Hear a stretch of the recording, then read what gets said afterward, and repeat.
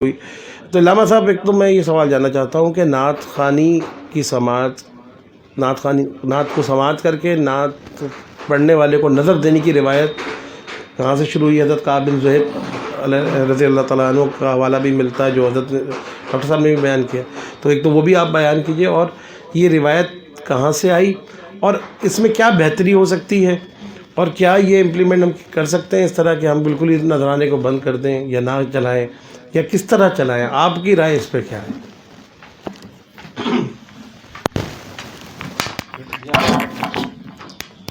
بسم اللہ الرحمن الرحیم. آج ہماری خوش نصیبی ہے کہ آج ڈاکٹر صاحب کے ساتھ ہم اس اہم موضوع پر گفتگو کر رہے ہیں، اور ڈاکٹر صاحب نے یہ جو کتاب مرتب فرمائی ہے عصر حاضر کی محافل نعت، یہ وقت کی ضرورت تو یقیناً تھی، اور اس میں بہت اعتدال کا مظاہرہ کیا گیا ہے. اس میں چیزوں کی نشاندہی کر کے اس میں بہت گنجائش رکھ کر بات کی گئی ہے. وہ جو آپ نے بات کی نظر کے حوالے سے، آقائے دو جہاں علیہ الصلوۃ والسلام کی وہ روایت اس کتاب میں بھی موجود ہے، جو آقائے دو جہاں علیہ الصلوۃ والسلام سے ایک مرتبہ ایک چیز ثابت ہو جائے تو وہ ایک جواز کی صورت بن جاتی ہے، اس سے پھر اس کا انکار وہ نہیں ہو سکتا. لیکن جواز کا مطلب یہ نہیں ہوتا کہ اب ہر طریقہ جائز ہو گیا. جواز تو ہے، لیکن اس جواز کے لیے پھر ایک ضابطہ ہے، ایک طریقہ ہے. قرآن حکیم سے اگر ہم استفادہ کریں، قرآن حکیم حضور کے تذکرے کے لیے ایک اصول دیتا ہے کہ یا ایھا الذین آمنوا لا تقولوا راعینا وقولوا انظرنا واسمعوا. اے ایمان والو، انہیں راعینا نہ کہا کرو، جب کہو تو انظرنا کہو. راعینا اور انظرنا دونوں کے ایک ہی معنی تھے. راعینا ہماری رعایت کیجیے، انظرنا ہم پر نظر کیجیے. لیکن لفظ راعینا کا ایک منفی مفہوم بھی تھا، اس لیے اس سے منع کر دیا گیا کہ ایسا لفظ استعمال نہ کرو جو اچھے معنی میں تم استعمال کر رہے ہو لیکن اس کے پیچھے کوئی ایک منفی معنی موجود ہو. تو جب ظاہری حالت میں جس ذات کے تذکرے کا یہ اہتمام ہے کہ ان کا تذکرہ کرتے وقت صحیح لفظ استعمال کرو، اس میں کوئی ایسا لفظ نہ ہو جو آداب کے خلاف ہو، تو پھر اس پوری محفل کا بھی ایک ادب ہے جہاں پر وہ ذکر ہو رہا ہو. جمعے کے خطبے میں یہ حکم ہے کہ جب خطبہ دیا جائے تو خاموشی سے سنو، باادب بیٹھو. حد یہ ہے کہ اگر کوئی کلام کر رہا ہو تو اس کو کہہ بھی نہیں سکتے کہ تم خاموش ہو جاؤ. اتنا کیوں؟ تاکہ توجہ نہ ٹوٹنے پائے.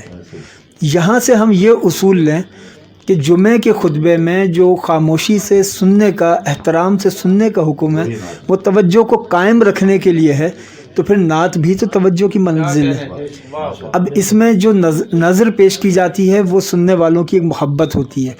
اب ہمارے پاس اتنا ایسا نہیں انتظام ہوتا کہ ہم تحائف خرید کر محافل میں جائیں اور وہاں جا کر تقسیم کریں، تو لہٰذا لوگ نقدی کی صورت میں اپنی محبت کا اظہار کرتے ہیں.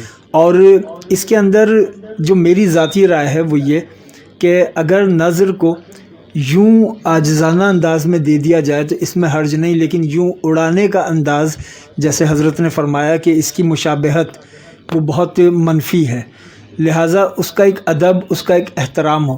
آپ نے ایک محفل کا حوالہ دیا، ایک ایسی ہی محفل PCHS میں ہوتی ہے، وہاں پر محفل ہو رہی ہوتی ہے، سائیڈ میں انہوں نے ایک جگہ بنائی ہوئی ہوتی ہے کہ جب قوالی گائے تو جس کو نظر دینا ہو وہ جا کے اس سائیڈ میں جگہ بنی ہوئی ہے وہاں پہ رکھ دے، کسی کو ڈسٹرب نہ کیا جائے. کوئی آدمی محفل کے اندر چہل قدمی نہ کرے، محفل کے اندر اٹھک بیٹھک نہ ہو.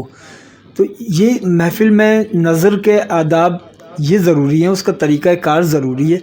اس کا کلیتاً اس سے اجتناب وہ میرا خیال اس لیے بھی مناسب نہیں ہے کہ ہمارے بہت سارے نعت خواں ایسے ہیں جو سفر کر کے آتے ہیں، اور پھر سفر کر کے جب آتے ہیں تو ان کی خدمت، ان کی تواضع وہ ایک اخلاقی فریضہ بھی ہے، لیکن ہر چیز اپنے اعتدال میں ہو تو وہ حسن رہتی ہے. جب کوئی بھی چیز اعتدال سے تجاوز کر جائے تو وہ حسن ختم ہو جاتا ہے. یعنی اگر آپ شدید سردی میں تھوڑی سی آگ وہ آپ کی حرارت کے لیے آپ کو ایک لطف دے گی، لیکن وہی آگ اگر عمارت میں لگ جائے تو آگ تو وہی ہے، جب عمارت میں لگ جائے تو وہ پھر تباہی کا باعث ہے۔ اسی طریقے سے نذرانہ وہ تو ایک حسن ہے، لیکن جب ایسی صورتحال ہو جائے کہ اتنا ہوگا، اتنا ایڈوانس ہوگا، اتنا محفل میں پہنچنے کے بعد ہوگا، اور اگر وہ جو مجمع کی طرف سے نظر ملے گی وہ انتظامیہ کی ہوگی، نعت پڑھنے والے کی ہوگی، اگر وہ آپ کی ہوگی تو نذرانے لفافے میں اتنے کم ہوں گے، جب یہاں تک بات پہنچ جائے تو پھر آپ خود اندازہ لگا سکتے ہیں۔ تو اس لیے ہمیں اعتدال کا راستہ اختیار کرنا چاہیے۔ ایک سوال کا جواب دے نہیں، نذرانہ شروع کہاں سے ہوا؟